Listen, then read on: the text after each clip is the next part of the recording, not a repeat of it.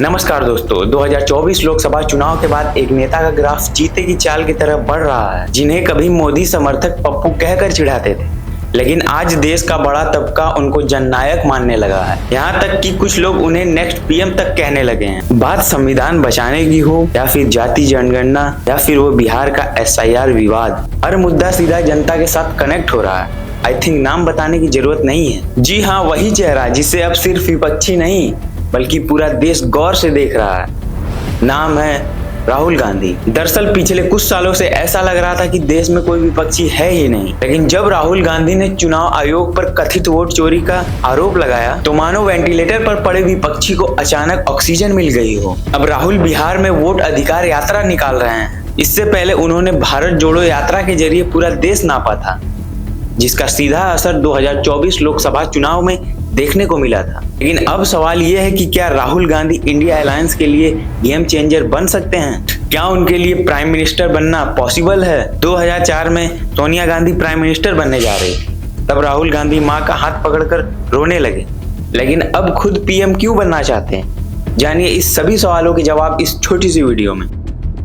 वैसे तो राहुल गांधी को राजनीति में पूरे कई साल हो चुके हैं, लेकिन असली बदलाव आया उनके भारत जोड़ो यात्रा के बाद। 7 सितंबर 2022 को कन्याकुमारी से शुरू हुई इनकी ये पद यात्रा 30 जनवरी 2023 को जम्मू कश्मीर में खत्म होती है। कुल 4000 किलोमीटर का सफर, जिसके बाद 14 जनवरी 2024 में उन्होंने भारत जोड़ो न्याय यात्रा शुरू की, जो 16 मार्च 2024 में मुंबई में खत्म होती है। इन्हें यात्राओं का सीधा असर दिखता है। NDTV के एक सर्वे के अनुसार पहले जहां सिर्फ 26% लोग राहुल गांधी को प्रधानमंत्री के तौर पर पसंद करते थे, वहीं इस यात्रा के बाद ये आंकड़ा 41% तक पहुंच जाता है, यानी सीधा 15% की छलांग। लेकिन सवाल ये है कि राहुल गांधी की पर्सनल पॉपुलैरिटी से कांग्रेस के वोट बैंक में कुछ इजाफा हुआ भी या ऐसे ही फुस हो गए? दरअसल 2019 के लोकसभा चुनाव में कांग्रेस के पास सिर्फ 52 सीटें थी, लेकिन 2024 में ये बढ़कर 99 सीट हो गई, यानी सीधा 47 सीटों का इजाफा। वहीं वोट शेयर देखें तो कांग्रेस को 2019 में 19.52% वोट मिले थे, जो 2024 में बढ़कर 21% से भी ज्यादा हो गई, करीब 1.7% की बढ़ोतरी। इसमें सबसे बड़ी बात यह हुई कि 2019 में जिन 4 राज्यों में यानी तेलंगाना, महाराष्ट्र, कर्नाटका और राजस्थान में सिर्फ कांग्रेस 5 सीट जीत पाई थी, वहीं 2024 में यह आंकड़ा बढ़कर 38 सीटों पर पहुंच गया। यह नतीजा साफ दिखता है कि राहुल गांधी की भारत जोड़ो यात्रा ने न सिर्फ पप्पू वाली इमेज को तोड़ा है, बल्कि लोगों का भरोसा कांग्रेस की ओर बढ़ाया है। पॉपुलैरिटी और सीटें 2024 में राहुल गांधी को प्रधानमंत्री बनाने के काम में नहीं आ पाई, यानी वो पूरी तरह से सफल नहीं हुए।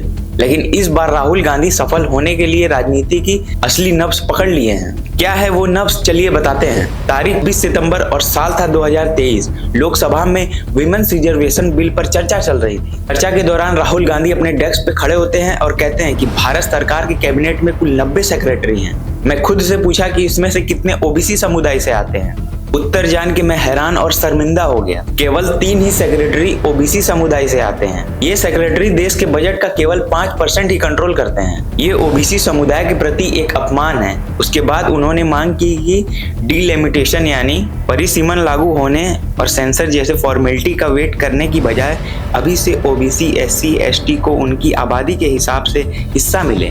उनके कहने का मतलब था कि एक सर्वे के अकॉर्डिंग OBC, SC, ST की संख्या 80% से भी ज्यादा है, तो फिर हर इंस्टीट्यूशन में उनके परसेंटेज के अकॉर्डिंग भागीदार होना चाहिए। इससे रिलेटेड बिहार के लेनिन कहे जाने वाले नेता जगदेव महतो ने ये कहा था कि जिसकी जितनी भागीदारी उसकी उतने हिस्सेदारी। आज के समय में राहुल गांधी भी इसी लाइन को पकड़कर चल रहे हैं। ये लाइन नहीं, ये बीजेपी की सबसे कमजोर नब्ज है। लेकिन सवाल अभी भी वही है, राहुल गांधी 2029 में प्रधानमंत्री मोदी को हरा पाएंगे? देखिए 2024 के परफॉर्मेंस के हिसाब से ये आसान नहीं लग रहा, लेकिन बिहार और पंजाब जैसे राज्यों में राहुल गांधी लोकप्रियता में मोदी जी से आगे बढ़ चुके हैं। अगर पोल ट्रैकर ओपिनियन पोल के अनुसार देखा जाए तो बिहार के युवा राहुल गांधी को पसंद कर रहे हैं। 39% लोगों की पसंद प्रधानमंत्री मोदी है, यानी कई राज्यों में राहुल गांधी की पॉपुलैरिटी बढ़ी है।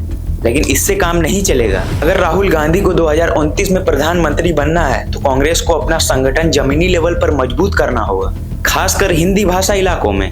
इससे ऐसे समझे कि साउथ में कांग्रेस बहुत अच्छी तो नहीं, लेकिन सम्मानजनक स्थिति में है। तमिलनाडु, केरल, कर्नाटका, आंध्र प्रदेश, तेलंगाना, पुडुचेरी को मिलाकर टोटल 141 सीट है। यहाँ कांग्रेस अकेले 40 सीट जीती है। वहीं अगर बिहार, उत्तर प्रदेश, मध्य प्रदेश, राजस्थान की कुल 174 सीटें हैं। इनमें बीजेपी का 88 सीटों पर कब्जा है और कांग्रेस के खाते में सिर्फ 17 सीटें हैं, क्योंकि 2009 में जब कांग्रेस पावर में थी तो 55 सीटें थी और इस तरह से ओवरऑल कांग्रेस को 180 प्लस सीटें अकेली जीतनी पड़ेगी। अगर 2029 में मोदी को हराना है तो सिर्फ पॉपुलैरिटी नहीं, सीटें चाहिए, और वो भी अकेले 180 प्लस। तो गाइस, अगर वीडियो पसंद आई तो वीडियो को लाइक करें, हमारे चैनल को सब्सक्राइब करें। धन्यवाद।